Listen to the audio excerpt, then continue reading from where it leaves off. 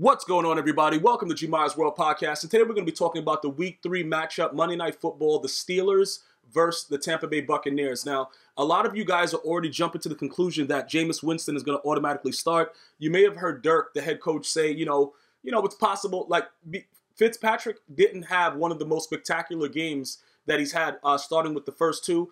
But for me, short term, and I'm saying this only as a short term, right? Some of you guys believe that Jameis Winston is the better long-term deal. A lot of you guys are Tampa Bay Buck fans and everything like that, and you feel like he gives you the best opportunity to win. But it's just that, he makes decisions like off and on the field that are irrational at best. Like, I don't want to bring up what happened with the Uber driver or anything like that because we don't know what goes on. And I'm a firm believer in certain situations that people will, your reputation determines what people will believe. And once you're guilty in the court of public opinion, you're pretty much done. You know what I'm saying? So I'm not even going to bring all that stuff up. That's not what I'm talking about. I'm talking strictly on the field, right? Jameis Winston is going to throw picks.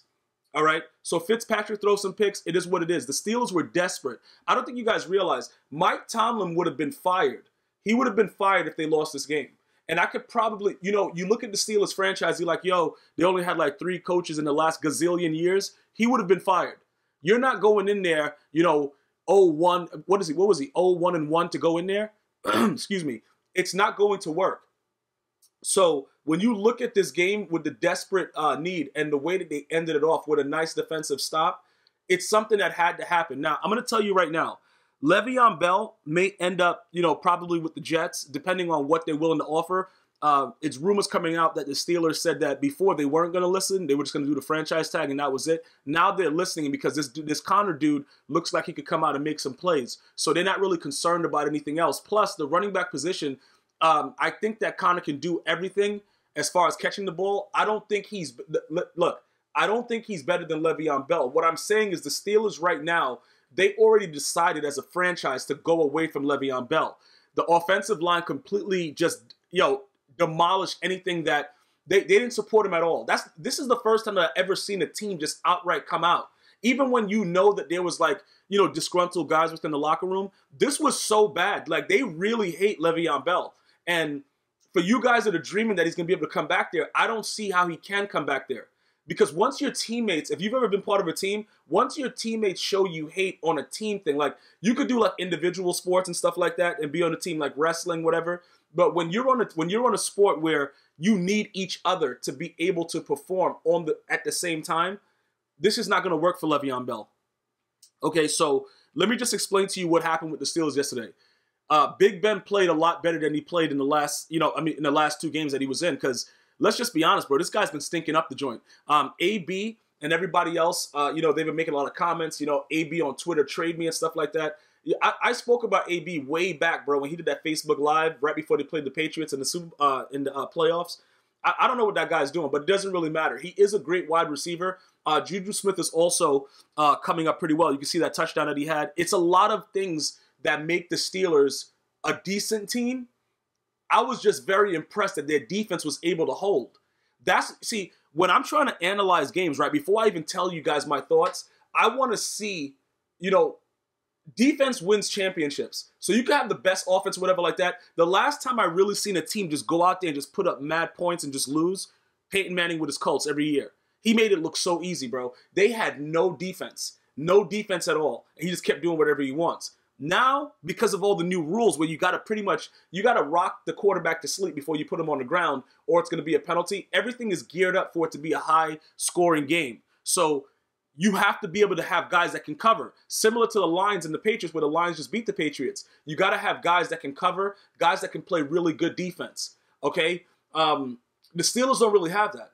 Like, honestly, they don't. Like, their best defensive player, is, Shazier. He's out. He had that little spinal thing going on. Hopefully everything is good with him, man. And he recovers completely, even though he's looking very well. He's always, around the area. But still, just to, you never know what's going to happen with those type of injuries. They're not doing much for me on the defense side of the ball. I don't really feel comfortable with those guys out there that are there right now. I don't, like I said, I felt as if, like, when I was watching this game, I felt as if they lost this game, Mike Tomlin was going to be fired. Okay, so all in all, we saw that James Conner, we saw that Ben Roethlisberger, we saw AB, we saw Juju Smith, we saw that this team and that stiff arm that was sent from God, with the tight end of the Steelers, we saw a desperate team. That's what we saw. And the Buccaneers were riding high off of the momentum from them shocking other people, but you can't shock a team that already saw you 2 weeks prior come out and do whatever you want. You see what I'm saying? Like, people don't seem to understand and analyze that. You can surprise a team if they don't know you're coming like that. You know what I'm saying, bro? Like, if you're just coming out there doing whatever you want, you got FitzMagic, I just call him FitzMagic. FitzMagic out there, coming into, post-game reports, conferences, looking like, a rock star, doing whatever. They're starting to feel themselves. You see what I'm saying? Deshaun Jackson, we got to stay with the hot hand when asked about Jameis Winston if he should come back. It's a lot of different things that were starting to transpire. And what happens is you'll notice that the teams that survive and go through those streaks, they're very, very humble about the way that they're doing it. I didn't notice a lot of humbleness out of the Buccaneers. They were riding too high, going wild. And yeah, they were in position to win this game late, but you have to understand, you're a surprise team. You got a guy in a quarterback in Jameis Winston. Like I said, we could debate it all day. But if you look at his games, in his last 45 games, he's thrown 44 picks. So he throws picks the same way Fitzpatrick is going to throw picks at his worst point. But for the short term, as I was stating in the beginning, I feel like Fitzpatrick should stay as the starter. I don't know how you guys feel about that.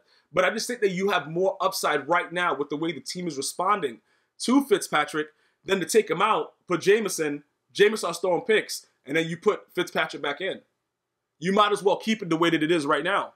So, speaking along those lines, you have to be able to understand that as the team continues to progress right now, right? And we realize that Le'Veon Bell, it's no way he's coming back because everybody on the team turned on him. It's wild. It doesn't really matter. As we start to analyze that in our minds, right? What do you expect to happen going forward? That's what I would like to know because people, when I watch these games and I'm seeing, I'm like, you know what? And then I saw that the conference when all the old linemen was talking about the money he's making and stuff like that. When your teammates, you could think a lot of stuff. You know what I'm saying? Like, you could be looking at somebody and think a lot of things, but once you say it, you're done now. You see what I'm saying? Like, you can't take that back. So you can't fix that situation. So that's why I'm focused on the Conner situation because I think he has enough to be suitable enough to keep the offense going. And he did enough to where it's like, all right, you miss Le'Veon Bell, but do you really miss him that much? You see what I'm saying? Like, it's not like they don't have any run game and they don't have any passes to the running back out of the game. You could see he does all those things well. And throughout training camp, a lot of the coaches, they were in love with him. So as far as the Steelers go, Mike Tomlin may get fired because they didn't look really impressive. To me, they still have a lot of work to do. Because the Buccaneers being the team that they are, the Steelers, the old-fashioned Steelers would probably have crushed them. You know what I'm saying? A couple of years back, they probably would have crushed them, but they had a different team, blah, blah, blah. But we're just looking at right now, it doesn't seem like this didn't show me enough. Like coming down to the wire, having to make a stop, you're not showing me that you can really ball right now. And as far as the Bucs go, the Bucs they played very well. You know what I'm saying? Like, yeah, they lost, but they played very well. And I don't believe in moral victories, but you're playing on momentum. And it's just shocking to me that the coach would just say, you know what? Or whatever. Or, maybe it's just the things that are trending on Twitter or whatever it is. But everybody is pushing for Jameis Winston to come back because he had one bad game. That doesn't make sense to me, bro. Because Jameis Winston will have bad games in a stretch.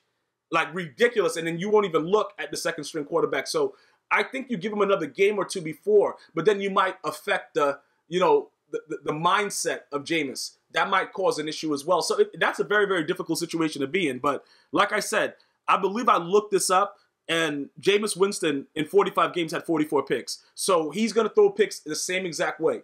It's just that when he's on, Jameis can be on. Jameis can have those big games, but he's more of a turnover machine as well. As we saw with FitzMagic, he can also be a turnover machine. But it's just something weird about the way that the team has been responding to him, and I want to go with that. Just if I'm a Bucs fan, if I'm thinking like a Bucs fan, I want to see how far he can go before he just falls back into the old Fitzpatrick.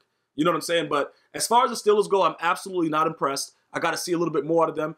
They were able to get their first win. In conclusion, I was thinking the whole night watching this game that if they lose, Mike Tomlin's getting fired. I want to know what you guys think about that. If they would have lost this game, do you think it's just over for this guy Mike Tomlin, or do you think he survives this? I just don't think he survived it. All right, so thank you guys for watching. Definitely go ahead, iHeartRadio, Spotify. You guys can check me out there. We are on YouTube as well. You're watching this right now. Also on iTunes Podcast and on Android. G Myers World Podcast. Search it. Thank you again for watching. I'll see you next time. One love.